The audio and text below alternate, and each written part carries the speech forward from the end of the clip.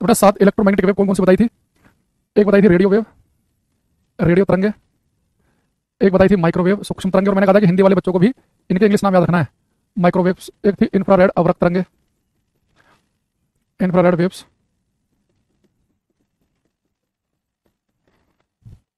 एक थी visible light, एक थी अल्ट्रावायलेट रेज, एक थी एक्स किरणें, और एक गामा किरणें। गामा लिखेंगे अभी। Radio, micro, infra, visible, ultra, X-ray, gamma raise.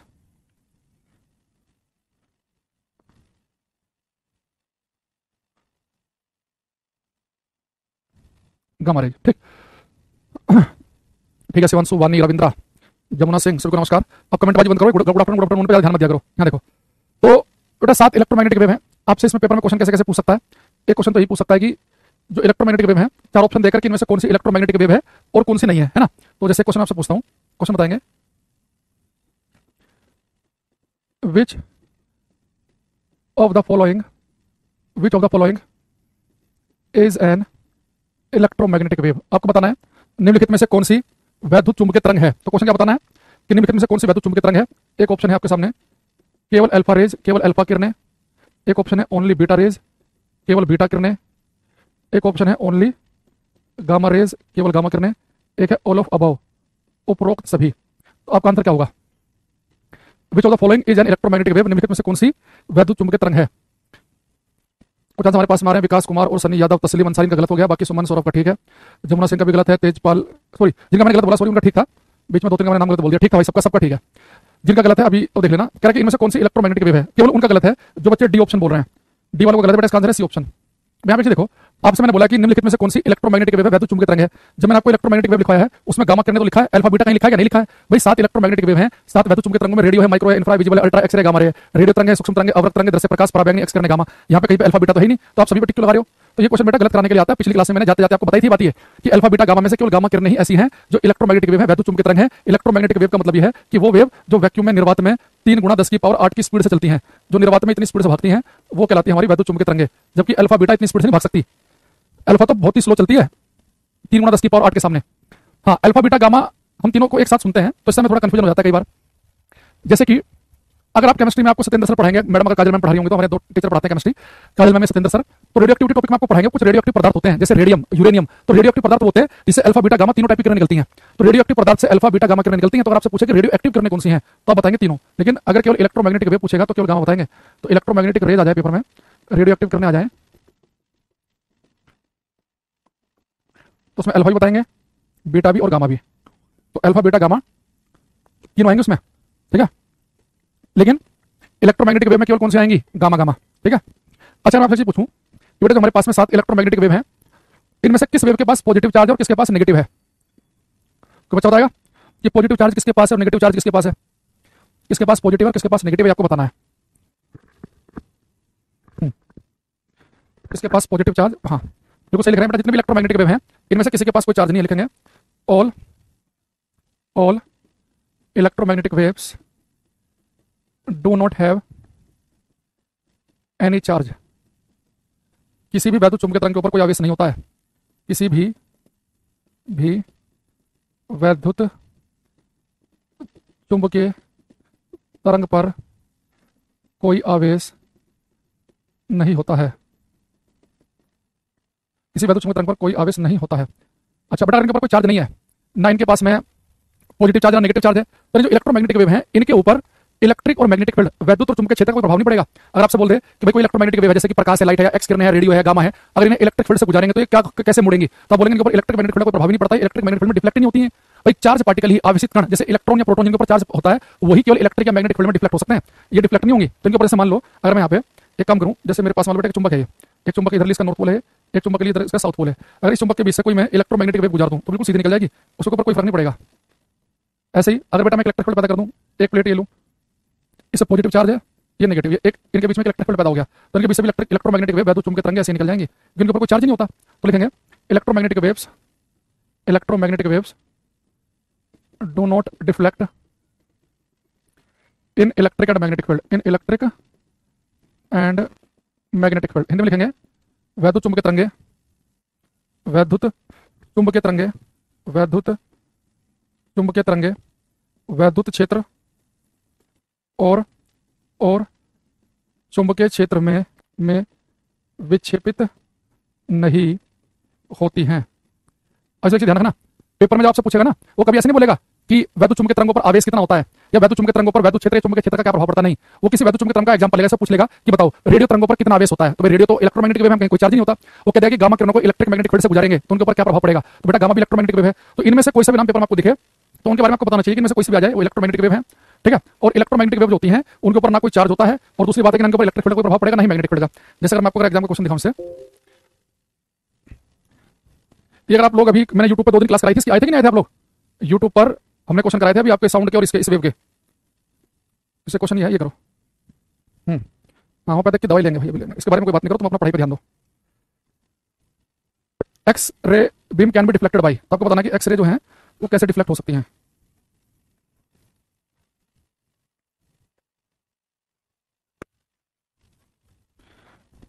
तो इसने लिखा है एक्सरे को विक्षेपित कह सकते हैं। जैसे आपको एक्सरे दिखे तो तुरंत दिमाग में आना चाहिए आपके कि एक्सरे तो इलेक्ट्रोमैग्नेटिक वेव है, वैद्युत चुंबकीय तरंगे, तो इसके ऊपर कोई चार्ज आवेश नहीं है, कोई चार्ज नहीं है, तो इसमें से ना इलेक्ट्रिक फील्ड का कोई इफेक्ट पड़ेगा, नहीं मैग्नेटिक फील्ड का, तो इन्हें डिफ्लेक्ट किया सकता है, विक्षेपित किया सकता है, इनमें से कोई नहीं, ठीक है।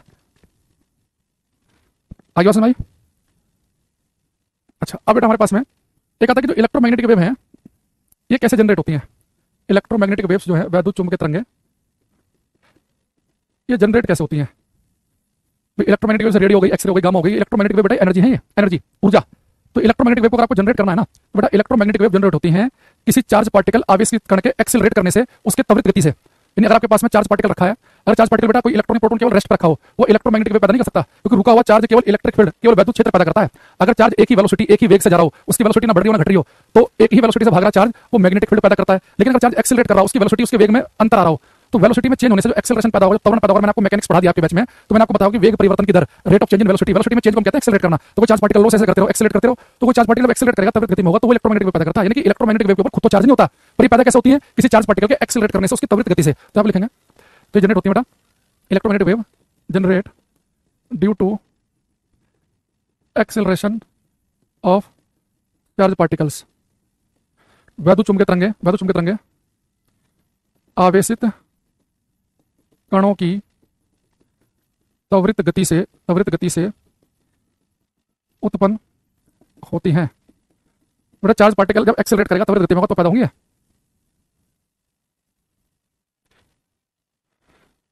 अच्छा दूसरी चीज, अब बेटा मान लो कोई इलेक्ट्रोमैग्नेटिक वेव है, तो आपको मैंने पिछली क्लास में बताया था कि इलेक्ट्रोमैग्नेटिक वेव जो होती है ट्रांसवर्स नेचर की होती है, अनुप्रस्थ होती है।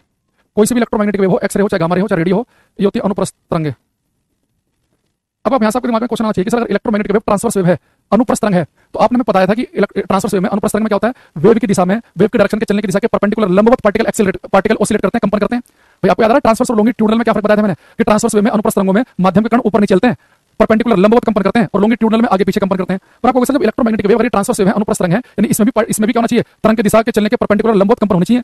लेकिन ये इलेक्ट्रोमैग्नेटिक वेव तो सर वैक्यूम में भी चल लेती है, निर्वात में भी। वैक्यूम तो बिल्कुल खाली जगह है, बिल्कुल खाली शून्य, तो वहां तो कोई पार्टिकल ही नहीं है। जब इलेक्ट्रोमैग्नेटिक वेव वैक्यूम में चलती है, निर्वात में चलती हैं, तो फिर तरंग के चलने की दिशा के लंबवत कंपन कौन करता है, वहां पार्टिकल ही नहीं है। बेटा इलेक्ट्रोमैग्नेटिक वेव में क्या होता है, जैसे मान लो वेव के चलने की डायरेक्शन है, ये तरंग की दिशा है, तो वेव की डायरेक्शन के लंबवत परपेंडिकुलर कंपन करते हैं इलेक्ट्रिक और मैग्नेटिक फील्ड। तो इलेक्ट्रिक और मैग्नेटिक फील्ड दोनों लंबवत होते हैं, 90 डिग्री एंगल पे होगा। मैग्नेटिक फील्ड बिल्कुल 90 डिग्री एंगल पे होगा। अब लेकिन ये बेटा मैग्नेटिक फील्ड है, ये भी 90 डिग्री एंगल पे होगा। मैंने मार्कर खड़ा किया तो लगातार तो मैं खड़ा कर नहीं सकता, तो मैं ऐसे दिखा रहा हूं। इसका मतलब ये है कि यहाँ पे ऐसे खड़ा है, तो इलेक्ट्रिक फील्ड भी तरंग के चलने की परपेंडिकुलर डायरेक्शन में है, और मैग्नेटिक फील्ड मैंने ऐसे दिखाया एक्चुअल में ऐसे खड़ा है, तो मैग्नेटिक फील्ड भी वेव की डायरेक्शन के परपेंडिकुलर होता है, और ये आपस में इलेक्ट्रिक और मैग्नेटिक फील्ड आपस में भी लंबवत परपेंडिकुलर होते हैं।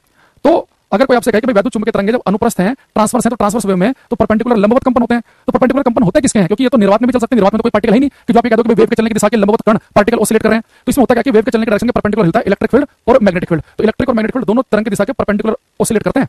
तो अब देखो एक बार दोबारा से समझते हैं।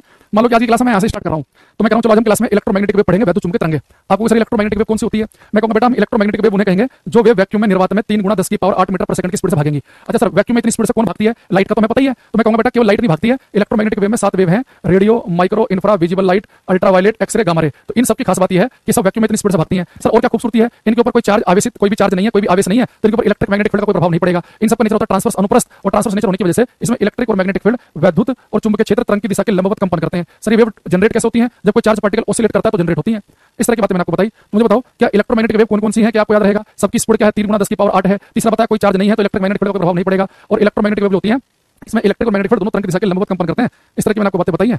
अब ये कितना बढ़िया आप समझोगे। बड़ा प्यारा सा क्वेश्चन आपको दिखाऊंगा, इसका आपको आंसर देना है। ये है प्रैक्टिस सेट नंबर 18 में।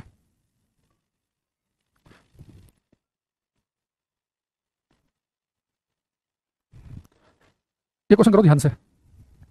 यूपीएससी के लिए यूजफुल होगा। यूपीएससी के आईएएस के एग्जाम के लिए यूजफुल नहीं है क्योंकि आईएएस वाले एग्जाम में फिजिक्स केमिस्ट्री बायो नहीं आते। यूपीएससी का कमांडेंट, एनडीए, सीडीएस इनके लिए यूजफुल है।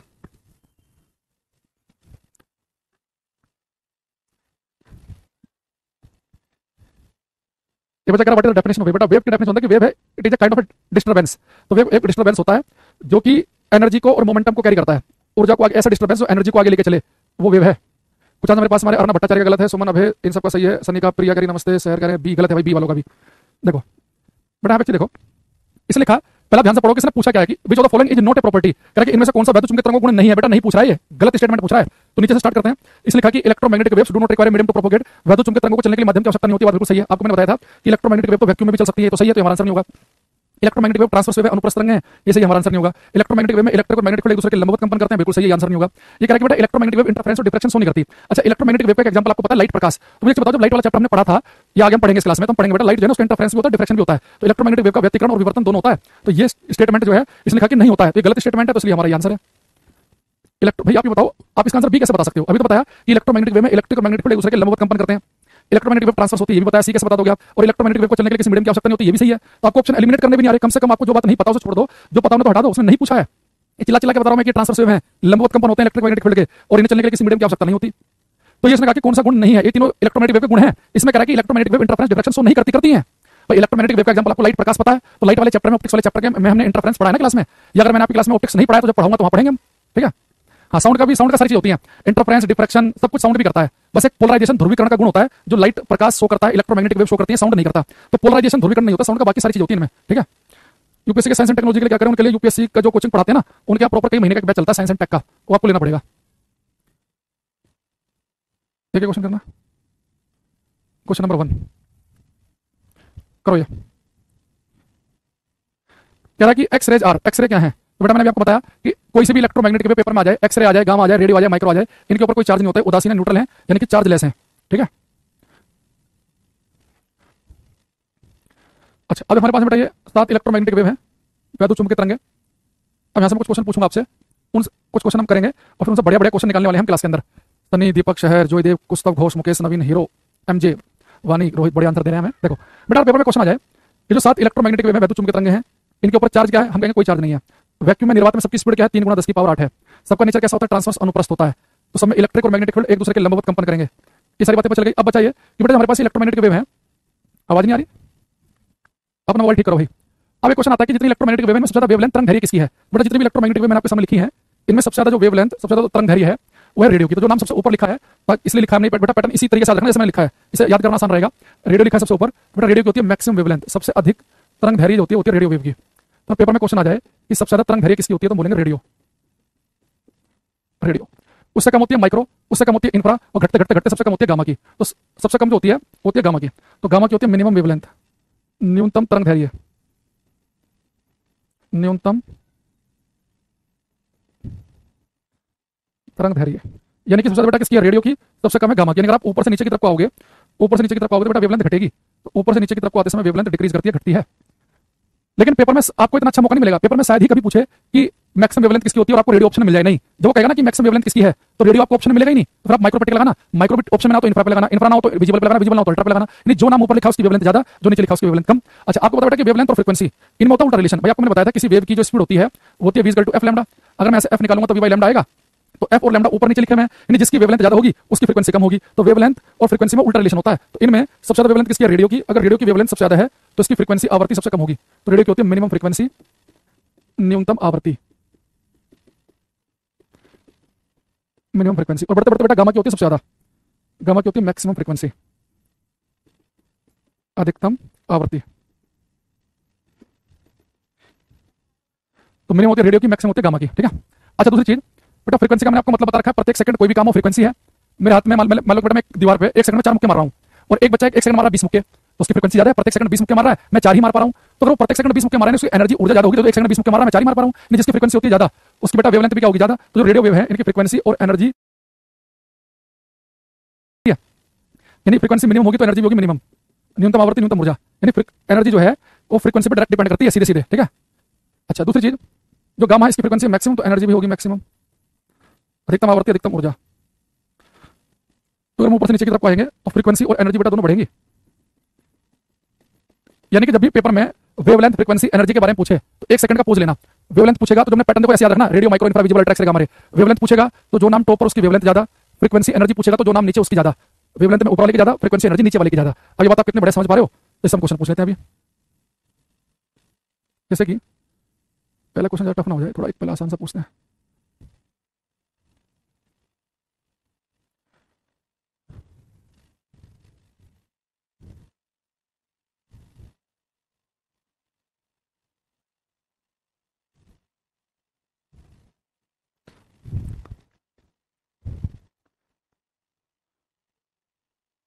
ये क्वेश्चन करो।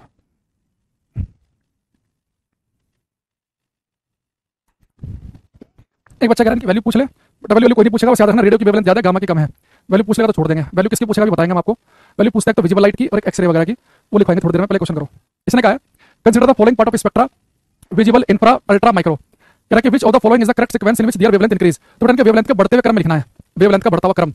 अर्नव, सुधांशु, शहर, करो ये वेवलेंथ का बढ़ता हुआ क्रम। बेटा देखो, बढ़ते हुए क्रम का मतलब क्या हुआ, जिसकी वेवलेंथ सबसे कम होगी वो पहला आएगा, फिर उससे ज्यादा वेवलेंथ, फिर उससे ज्यादा, फिर सबसे ज्यादा। तो सबसे कम वेवलेंथ किसकी है इनमें, वेवलेंथ जो नाम टॉप पर होता है उसकी ज्यादा होती है, जो होता है नीचे उसकी कम। तो जो हमने पैटर्न याद किया था उस पैटर्न में बेटा सबसे कम वेवलेंथ किसकी बनेगी, अल्ट्रावायलेट की बनेगी। तो 30 पहले आ जाएगा 3 नंबर। मगर मैं यहाँ पे लिखूँ आपके लिए, मैंने पहले पढ़ा था radio micro infra visible light ultraviolet X-ray gamma ray. तो हमारे पास में 4 नाम है, कौन कौन से, विजिबल लाइट, अल्ट्रावायलेट, इंफ्रारेड और कौन सी माइक्रोवेव। बट इन सब में सबसे नीचे कौन सी, अल्ट्रावायलेट। तो सबसे कम वेवलेंथ होगी अल्ट्रावायलेट की, उससे थोड़ी सी ज्यादा होगी विजिबल की, फिर आएगा 1 नंबर। उससे ज्यादा किसकी होगी, इंफ्रा की, 2 नंबर। सबसे ज्यादा किसकी होगी, माइक्रो की, 3 1 2 4। तो डी ऑप्शन बनेगा 3 1 2 4। भाई सीधी सी बात है, वेवलेंथ का बढ़ता हुआ क्रम लिखना है, जिसकी वेवलेंथ कम वो पहले, फिर उससे ज्यादा वेवलेंथ, फिर उससे ज्यादा, फिर उससे ज्यादा, फिर उससे ज्यादा, ठीक है। ठीक है, बताओ। सुधांशु पांडे थोड़ा फास्ट आंसर दो क्वेश्चन का। एक सुधांशु पांडे, दोनों साथ साथ कमेंट आया है। देखो इसने कहा है गामा रेज आर, गामा किरण क्या लिखा है, high energy electron, low energy electron, high energy electromagnetic radiation, high energy positron. बेटा आपको पता है गामा किरण इलेक्ट्रोमैग्नेटिक वेव भी है और इनकी एनर्जी और फ्रीक्वेंसी सबसे ज्यादा होती है। तो साथ में का सी बन जाएगा। डी बताने वाला सुमन पोल का गलत है।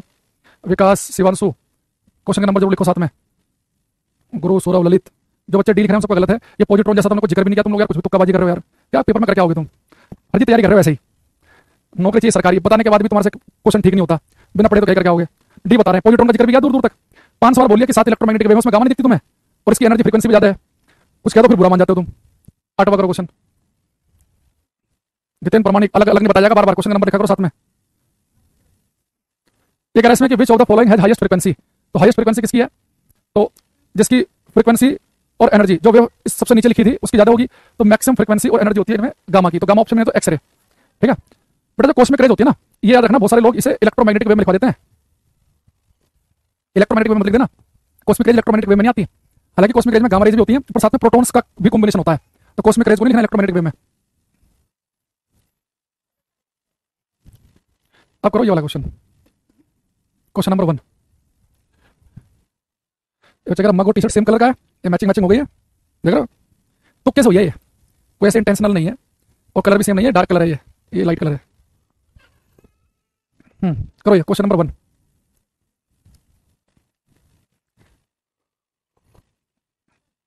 एक बच्चा कह रहा सर आप खुश नहीं रहते हो, खुश रहेंगे तो तुम्हारे कान पे लग जाएंगे ना जिस दिन, उस दिन खुशी की अनुभूति होगी, वो मौका मिल नहीं पा रहा है, इसलिए नहीं है। क्वेश्चन कर ले चुपचाप।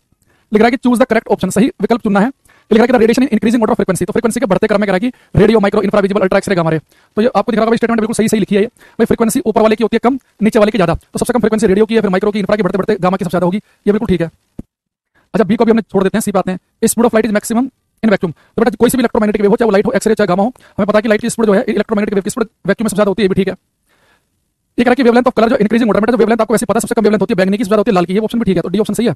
अगर मैं केवल विजिबल लाइट की बात करूं, विजिबल लाइट की, तो आप सबको पता है कि बेटा विजिबल लाइट 7 रंगों से मिलकर बनी है। दृश्य प्रकाश 7 रंगों से मिलकर बना है, वो है विबग्योर। तो सबसे कम वेवलेंथ होती है वायलेट कलर की, सबसे ज्यादा होती है रेड की। तो अगर आप नीचे से ऊपर जाएंगे वेवलेंथ की सबसे कम वायलेट, बैंगनी की, Indigo, blue, green, yellow, orange, red, तो नीचे से ऊपर जाएंगे तो वेवलेंथ ज्यादा बढ़ेगी, वही कह रहा है। कि violet, indigo, green, yellow, orange, red, तो ये ऑप्शन ठीक है, तो डी ऑप्शन सही बनेगा इसका आंसर। ठीक है, एक करो। 15 को क्लास, हाँ 15 अगस्त को ऑफ रहेगा। 15 अगस्त 26 जनवरी की छुट्टी रहेगी। अगले हफ्ते फिर रक्षाबंधन की भी रहेगी। बाकी और हमारे इतनी फेस्टिवल की छुट्टी नहीं रहती। दिवाली की रहती है ज़्यादा, 5-6 दिन की, होली की रहती है 3-4 दिन की, बाकी छोटे मोटे उसकी इतना कुछ खास नहीं रहती। पर रक्षाबंधन की इस बार इसलिए जरूरी से हो जाएगी क्योंकि संडे के बाद है, तो जो टीचर थोड़े बाहर रहते हैं, दिल्ली में नहीं रहते, वो भी अपने घर जाएंगे, है ना। क्योंकि इस बार लंबा वीकेंड हो गया, 15 अगस्त का थर्सडे हो गया, लोग फ्राइडे की छुट्टी ले लेंगे, सैटरडे संडे छुट्टी रहती है, और मंडे को और आ गया अपना रक्षाबंधन। तो इस बार लोगों के लिए जो बाहर के हैं उनके लिए एक अच्छा कॉम्बो बन गया।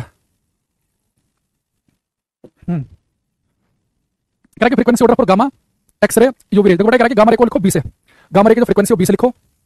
समझ पाए ना क्वेश्चन को कि गामा रे की फ्रीक्वेंसी बी से लिखनी है, एक्सरे की ए से लिखनी है, अल्ट्रावायलेट की सी से लिखनी है। तो क्या सही है बेटा? सबसे ज्यादा आपको पता है कि फ्रीक्वेंसी और एनर्जी गामा की ज्यादा होती है, तो गामा की फ्रीक्वेंसी होगी सबसे ज्यादा। गामा का नंबर आता है एक्सरे का, गामा से ऊपर जाएगा ना एक्सरे आएगा ना, तो फिर उसके बाद आएगा ये अल्ट्रावायलेट। तो B A C, option number A सही बनेगा।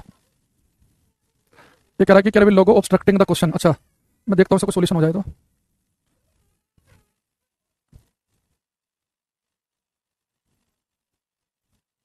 कुछ हो नहीं पा रहा भाई, एक मिनट रुको, तो लोग यहाँ लगा देते हैं। ठीक है, अब तो समस्या नहीं आ रही। टेस्ट के लिए कैरिबिल टेस्ट सीरीज ज्वाइन कर लो, एप्लीकेशन जो बच्चा पूछ रहा है कैरिबिल टेस्ट सीरीज के नाम से आती है। ये करना बेटा, पता नहीं आप कर पाओगे कि नहीं कर पाओगे इस क्वेश्चन को। करा देंगे भाई, टेंशन क्यों ले रहे हो? करना भट्टाचार्य सब कराएंगे, बैच खत्म थोड़ी ना हो गया। और ग्रुप डी का पेपर तो बहुत देर में, अभी तो जिक्र भी नहीं है ग्रुप डी का, दूर दूर तक भी। आराम आराम से पढ़ो, ज्ञान लेते रहो आप लोग। कह रहा है कि an electromagnetic wave can be produce, वैद्युत चुंबकीय तरंग का उत्पादन कैसे कर सकते हैं? कह रहा है कि स्थिर धनात्मक या ऋणात्मक वैद्युत आवेश से नहीं। बेटा मैंने कहा था कि चार्ज पार्टिकल अगर रुका हुआ है तो इलेक्ट्रोमैग्नेटिक वेव पैदा नहीं कर सकता। कह रहा है कि इसमें कह रहा है कि a study current in a wire, तार में स्थिर धारा। बेटा अगर तार में स्टडी करंट चल रही होगी ना, स्थिर धारा चल रही होगी, तो उसमें इलेक्ट्रॉन एक ही स्पीड से भाग रहे होंगे, जबकि इलेक्ट्रोमैग्नेटिक वेव के लिए चार्ज पार्टिकल एक्सीलरेट करने चाहिए, वो एक ही वेलोसिटी से नहीं भागने चाहिए। तो चेंजिंग इलेक्ट्रिक करंट में चार्ज पार्टिकल जो है उनकी वेलोसिटी बदलती रहती है, तो सी ऑप्शन ठीक बनेगा इसका। इलेक्ट्रोमैग्नेटिक वेव जनरेट होती है चार्ज पार्टिकल के एक्सीलरेट करने से। तो इलेक्ट्रिसिटी वाले चैप्टर में पढ़ेंगे कि अगर किसी तार में करंट चल रही है तो करंट चलने वाला होता है कि इलेक्ट्रॉन भागना। तो बेटा वो इलेक्ट्रॉन एक ही वेलोसिटी से, एक ही वेग से भागेंगे, तो स्टडी करंट होगी, स्थिर करंट होगी। अगर उन इलेक्ट्रॉन की वेलोसिटी अगर बदल रही होगी तो चेंजिंग होगी वो। तो हमारे पास जो आंसर बनेगा वो बनेगा सी ऑप्शन। एक क्वेश्चन करो, wave in decreasing order of wavelength, wavelength का घटता हुआ क्रम। याद रखो घटता हुआ क्रम यानी कि पहले जिसकी वेवलेंथ ज्यादा है वो, फिर उससे कम, फिर उससे कम, फिर उससे कम। डिक्रीजिंग ऑर्डर को समझ लो ना। तस्लीम, दीपक, सुधांशु, वानी, करो ये क्वेश्चन। जनशेर खान, वेवलेंथ का घटता हुआ क्रम, पहले 3 सेकंड अपने आपको देंगे। वेवलेंथ का घटता हुआ क्रम यानी कि जिसकी वेवलेंथ ज्यादा पहले वो, फिर उससे कम वेवलेंथ, फिर उससे कम, फिर उससे कम। Sir one question is there possibility of seat to be increase in NTPC exam? NTPC का भी नोटिफिकेशन नहीं निकला अभी, तो वो ऐसे ही आया ना, नोटिफिकेशन निकलेगा तो जब देखो कितनी आती है।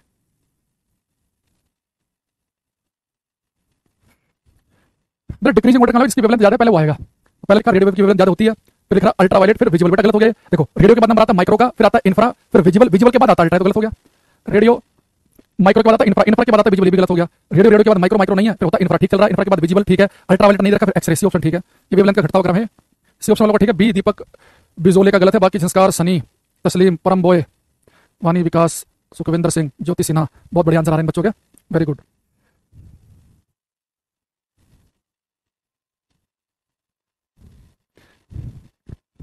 देखिए क्वेश्चन करो, गलत नहीं करना है। कह रहा है कि what is the ratio of speed of infrared and ultraviolet rays in A vacuum? निर्वात में अवरक्त और पराबैंगनी किरणों की गति का अनुपात क्या होगा?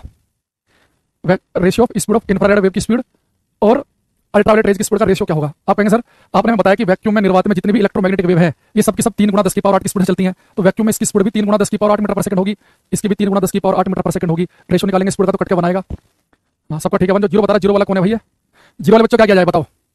कहीं छोड़ के आ जाए इसे 15 दिन के लिए, 15 दिन की छुट्टी बना के आइए, इसे दिमाग को आराम देने की सकता हो सकता है। जीरो बता रहा भाई, अरे रेशियो जीरो, तो समझ रहा है क्या किस चीज पर टिक लगा रहे हो तुम?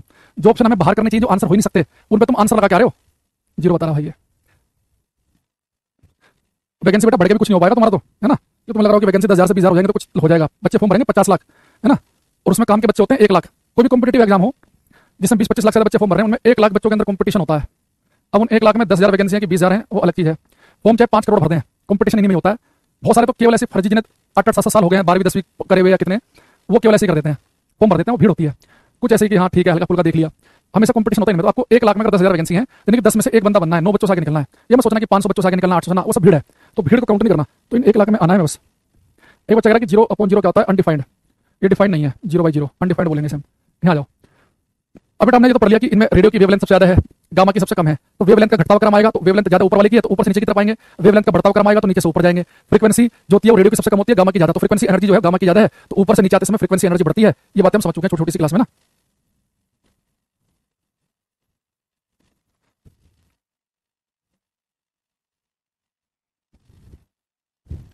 अब बेटा हम बात करेंगे इसमें कि किस वेव की खोज किसने की, किस वेव की खोज किसने की है।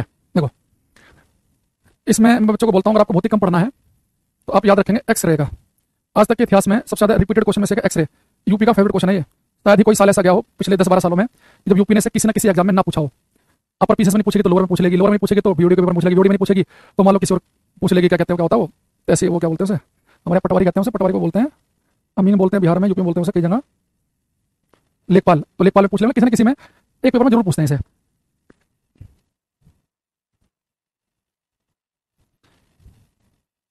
तो एक्सरे खोज किया, बिल्कुल ठीक है बच्चे। इसे खोज किया विल्हेम कनार्ड रोंजन ने, विल्हेम कनार्ड रोंजन। ये एग्जाम में बहुत आता है। ये एक्चुअल में इसलिए इंपॉर्टेंट है एक्सरे की खोज क्योंकि फिजिक्स का पहला नोबेल प्राइज एक्स किरणों की खोज करने के लिए दिया गया था। फिजिक्स का पहला नोबेल प्राइज एक्स किरणों की खोज करने के लिए रोंजन को दिया गया था।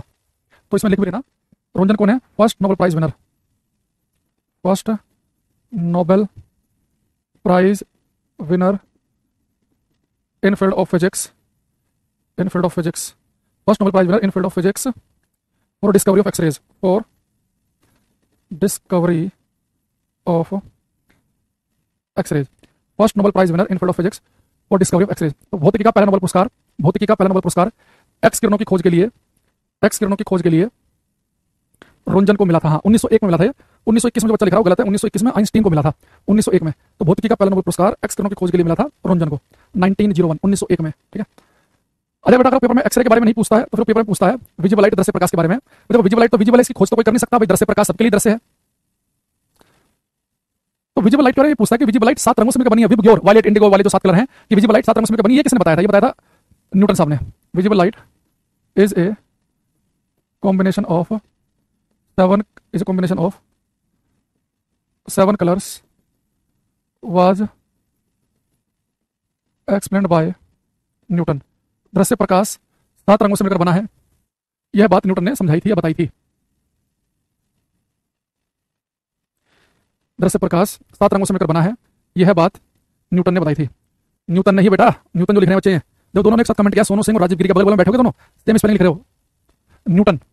अच्छा उसके बाद पूछता है एक्सरे का रोंजन याद रहेगा, रोंजन या राजन याद कर लो, राजन जैसा कुछ भी दिखेगा वही ऑप्शन है हमारा। ये न्यूटन साहब तो खैर फेमस है ही। उसके बाद बेटा फिर पेपर में क्वेश्चन आता है अल्ट्रावायलेट और इंफ्रा से। अगर इन दोनों के बारे में नहीं पूछेगा तो जनरली तो ज्यादातर तो इसके बारे में पूछता है, फिर इसके अगर आपको रिस्क लेना तो इन दोनों को याद कर लेना, नहीं तो ये भी याद कर लो। अल्ट्रावायलेट की खोज की थी जॉन रिटर ने, जॉन रिटर।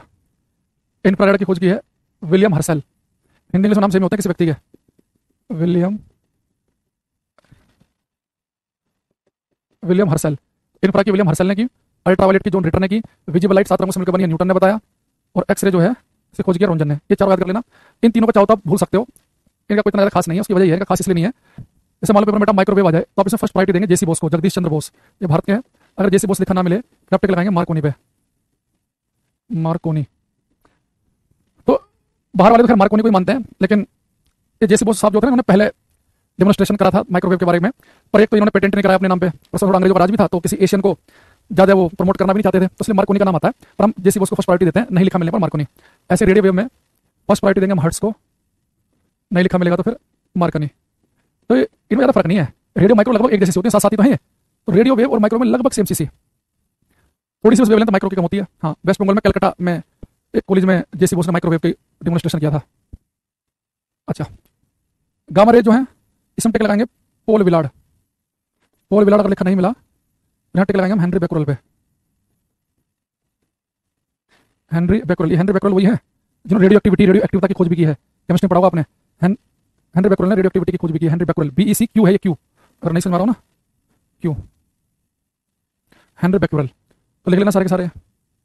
तो जिनमें मैंने गोला गोला बनाया ज्यादा इंपॉर्टेंट है, x ray Roentgen, ultra Johann Ritter, visible जो है न्यूटन, और इंफ्रा विलियम हर्सेल। ठीक है, इन चारों को याद कर लेना, बाकी चाहो तो आप छोड़ सकते हो, इतनी कोई समस्या वाली बात नहीं है। ठीक है,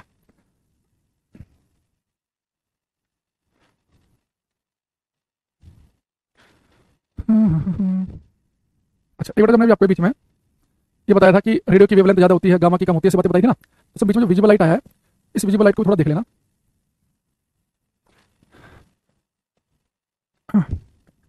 अब एक काम करें यहाँ पे,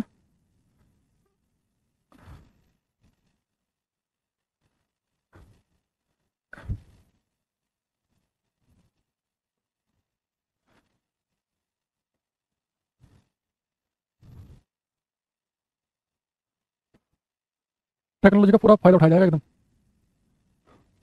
देखो ये बेटा जो विजिबल लाइट है, ये आपको पता है दृश्य प्रकाश, छोटा सा मैंने भले कर दिया हो पर दिख रहा होगा इतना तो। ये विजिबल लाइट जो है 7 रंगों से मिलकर बनी है। वो 7 रंग कौन से होते हैं? विब ग्योर।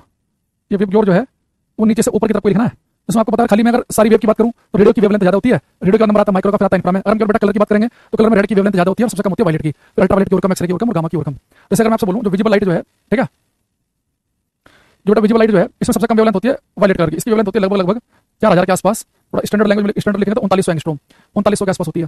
तो रेड की वेवलेंथ होती है कुछ 7600 के आसपास।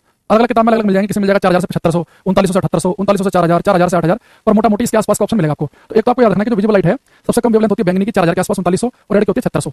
तो विजिबल लाइट की वेवलेंथ कहां से कहां तक होती है, पेपर में क्वेश्चन आता है। तो विजिबल लाइट की वेवलेंथ होती है 3900 से लेकर 7600 के बीच में। लिखेंगे हम, एक तो विजिबल लाइट की वेवलेंथ लिखनी है, रेंज ऑफ वेवलेंथ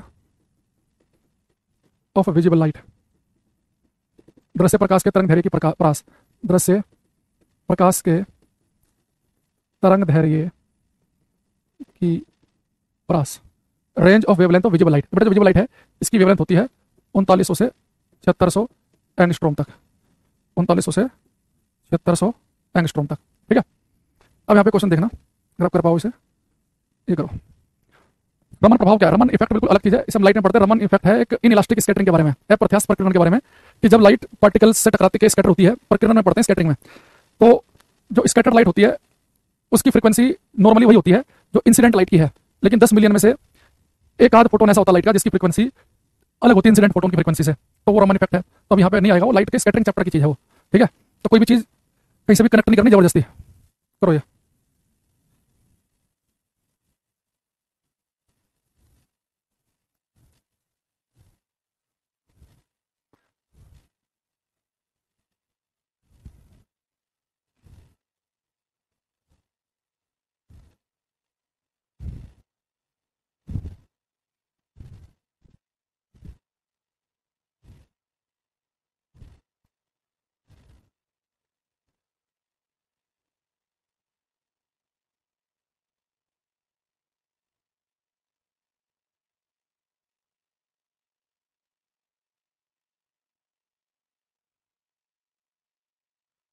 देखो बेटा लिखा है कि प्रकाश एक प्रकार की तरंग, दृश्य प्रकाश की तरंग 4000 से लगभग 4000 से 7000 लगभग लिखा ना उसने, पता कि थोड़ा सा वो इसलिए लिख दिया कि अलग अलग वैल्यू होती है, 4000 से 7000 होती है। तो निम्न में से कौन सा कथन गलत है? कह रहा ultraviolet has a wavelength shorter than 4000। बेटा ठीक है, देखो आप देखोगे अल्ट्रावायलेट जो है ना वो वायलेट के नीचे तो है, अगर मैं देखो वायलेट से नीचे अल्ट्रावायलेट, तो विजिबल लाइट से कम वेवलेंथ होती है अल्ट्रावायलेट की, तो वायलेट से भी कम होती है अल्ट्रावायलेट की, और कम होती है एक्सरे की, और कम होती है गामा की। रेड से ज्यादा होती है इंफ्रारेड की, फिर ऊपर माइक्रो, फिर रेडियो। ये बात बिल्कुल सही लिखी है इसने कि ultraviolet light has a wavelength shorter than, ये तो हमें तो गलत कथन ढूंढना है, तो हमारा आंसर नहीं हो सकता। Infrared light has a wavelength longer than 7000 days, infrared की रेड से भी ज्यादा होती है, तो रेड के 7000 मान रखी है उसने, तो 7000 से ज्यादा होगी, और अल्ट्रावायलेट की वायलेट से भी कम, 4000 से कम। Red light has a wavelength near about 7000, लाल के 7000 के आसपास होती है, लेकिन बेटा वायलेट की तो बैंगनी की तो 4000 के आसपास होती है, तो गलत हो गया, ये हमारा ऑप्शन सही है। तो डी करेक्ट आंसर बनेगा ना। तो तुम 4 ऑप्शन देखते ना, वैसे आपको दिख जाता है कि कौन से वाला सही है कौन सा गलत है, साफ साफ ही दिख जाता है। खैर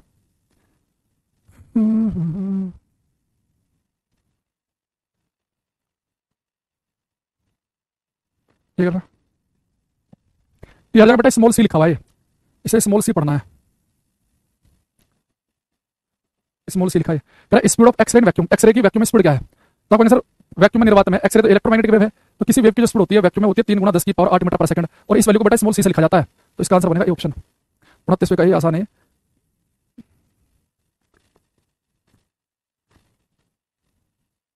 ये करना भाई साहब, एक बच्चे ने खून पी लिया, बाबू कुंवर सिंह की धरती से प्रणाम। भैया प्रणाम ले लिया हमने आपका, 1 महीने तक का एडवांस प्रणाम ले लिया, 500 कमेंट कर लिया तुमने, क्वेश्चन का आंसर एक कर नहीं दिया। बाबू कुंवर सिंह की धरती से आपका प्रणाम हम स्वीकार कर रहे हैं। भगवान बुद्ध भगवान महावीर स्वामी की धरती से आपका प्रणाम, बिहार की धरती से हम आपका स्वीकार कर रहे हैं, ठीक है। बाहुबली की धरती से आपका प्रणाम हमने स्वीकार कर लिया है, ठीक है। अब माफ करना हमें, बस कमेंट मत करना।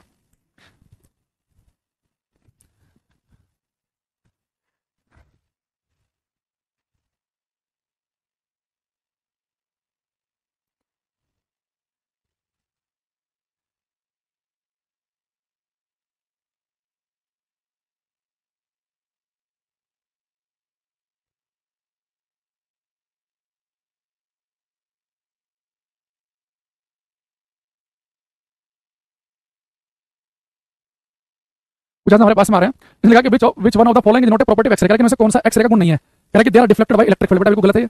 एक्सरे जो है जितने भी इलेक्ट्रोमैग्नेटिक वेव हो, एक्सरे हो, गामा रे हो, ये इलेक्ट्रिक और मैग्नेटिक फील्ड में डिफ्लेक्ट होती नहीं है। तो गलत लिख दिया इसने, ये हमारा सही है क्योंकि इसने नहीं पूछा है ना। ये कह रहा है कि they are not deflected by magnetic field, किसी वैद्युत चुंबकीय क्षेत्र को प्रभाव नहीं पड़ेगा, सही है। एक्सरे की एनर्जी काफी होती है तो इनकी पेनिट्रेशन पावर हाई होती है, बिल्कुल सही है। इनकी वेवलेंथ बहुत ज्यादा कम होती है, विजिबल लाइट से विजिबल से कम होती है, अल्ट्रा से कम होती है एक्सरे की, तो इनकी वेवलेंथ भी कम होती है, बहुत हाईली पेनिट्रेट कर सकती है ये, ठीक है। और ये डिफ्लेक्ट नहीं होती है, बिल्कुल सही लिखा, पहला वाला ऑप्शन गलत है, तो ये हमारा आंसर बन गया, ठीक है। तो कल की क्लास में हम खत्म करेंगे। कल की क्लास में हम बताएंगे आपको कि इलेक्ट्रोमैग्नेटिक वेव का यूज कहां करते हैं, रिमोट कंट्रोलिंग में किसका यूज करते हैं, किस वेव का कहां यूज करेंगे, ये पढ़ेंगे। बाकी कुछ और फैक्ट आपको हमें लिखवाने हैं, तो कोशिश करेंगे कल की क्लास में हम खत्म करते हैं। अच्छा, फिर जो हमारे पास में एक एनटीपीसी सॉरी एएलपी का असिस्टेंट लोको पायलट का जो पुराना बैच चल रहा है, जो कई महीने पुराना है, क्रांति बैच की बात नहीं कर रहा मैं, उस समय 2-3 क्लास अपलोड कराऊंगा, तो इनको हम खत्म कर देंगे क्योंकि बच्चों ने बहुत टाइम ले लिया है ना। तो कल की क्लास के बाद में जो पुराने वाला आरआरबी एएलपी है उसमें 2-3 क्लासेस कुछ अपलोड कर देंगे हम एक्स्ट्रा, और उसके बाद इन्हें हम कहेंगे बाय बाय, क्योंकि ना बहुत समय हमने इनका ले लिया है।